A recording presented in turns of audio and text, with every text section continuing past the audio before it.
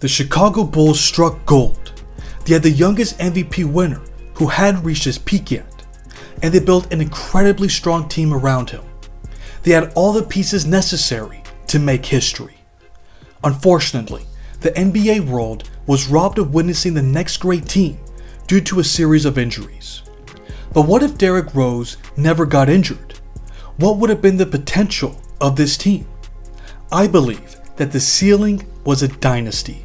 Here are the reasons why. You can't build a dynasty without having a special player. That's exactly what Derrick Rose was. In the 2010-11 season, he proved that there was something different about him. Winning the MVP is one thing, but being the youngest player to ever win the most prestigious individual award in basketball is another. And he won the award while players such as Kobe Bryant and LeBron James were roaming the courts. What we were witnessing was something truly special. Forget the numbers for a moment, because there isn't a single metric that can measure his insane athletic abilities. It was incredible to see him casually dribble down the court, and then boom, he would vanish and charge at the rim going 100 miles per hour. He was able to beat his man off the dribble so easily. Teams were forced to send double to triple coverage just to keep him away from the basket, and they weren't always successful. That's what the numbers say.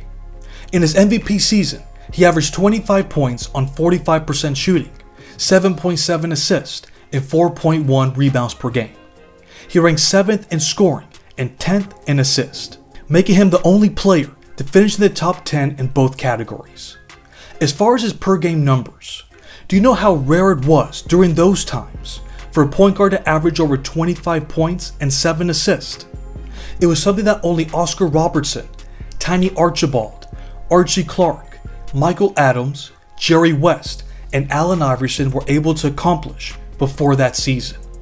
However, it should be noted that Iverson and West are more traditionally known as shooting guards. Throw in the 4.1 rebounding average, and Rose joined another elite group. He became the 7th player in league history to average at least 25 points, 7.5 assists, and 4 rebounds. That list included Michael Jordan, LeBron James, Larry Bird, Dwayne Wade, Jerry West, and Oscar Robertson. Not only was he producing historic numbers, but he also led his team to the best record in the NBA. The Bulls won 62 games despite key players missing an extensive amount of time due to injuries. Joakim Noah missed 34 games and Carlos Boozer missed 23 games. Do you realize how impressive that was?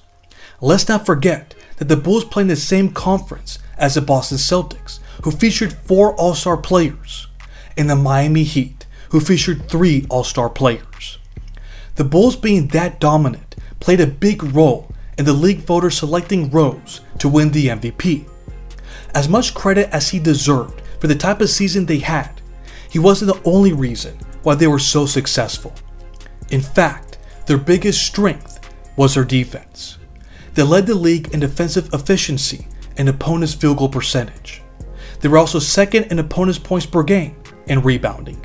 Their energy and defensive intensity are what allowed them to stay at bay when they played against more talented teams.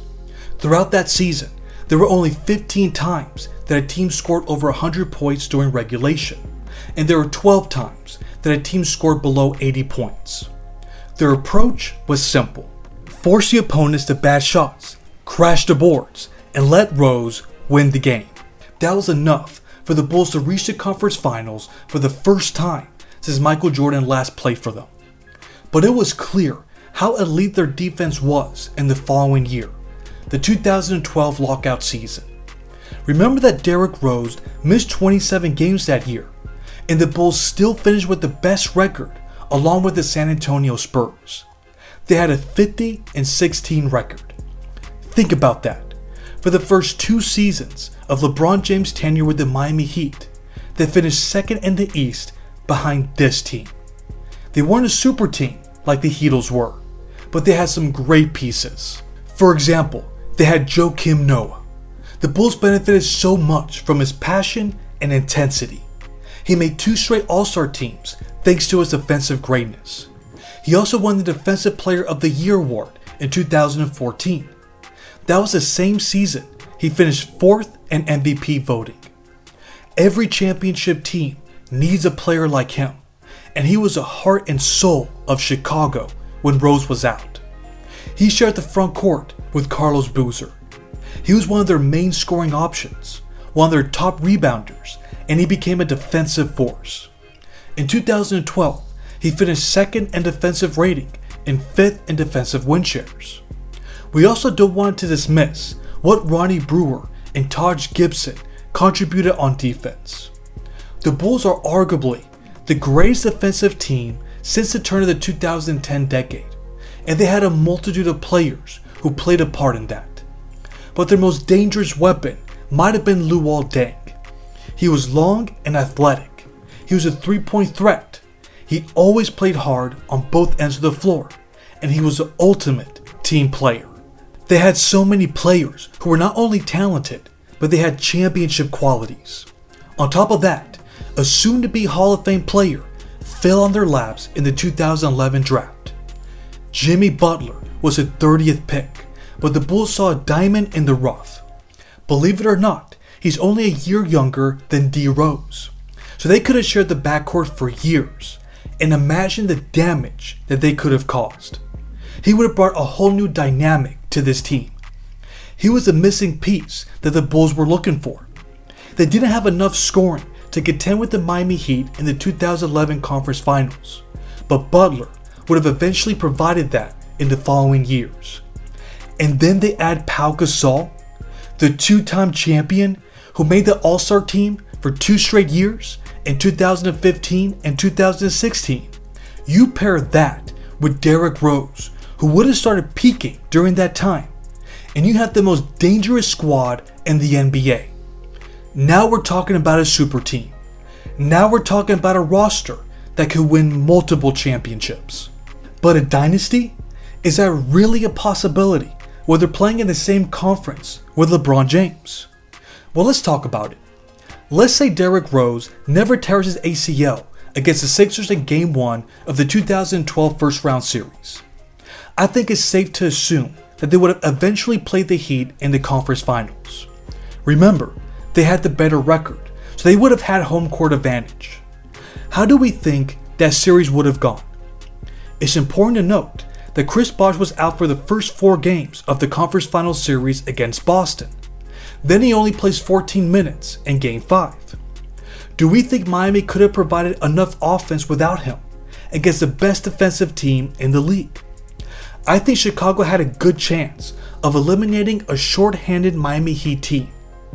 If they had reached the finals, they would have had home court advantage against the OKC Thunder.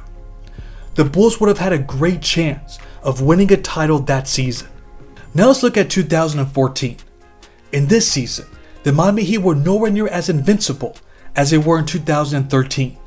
They were old and banged up.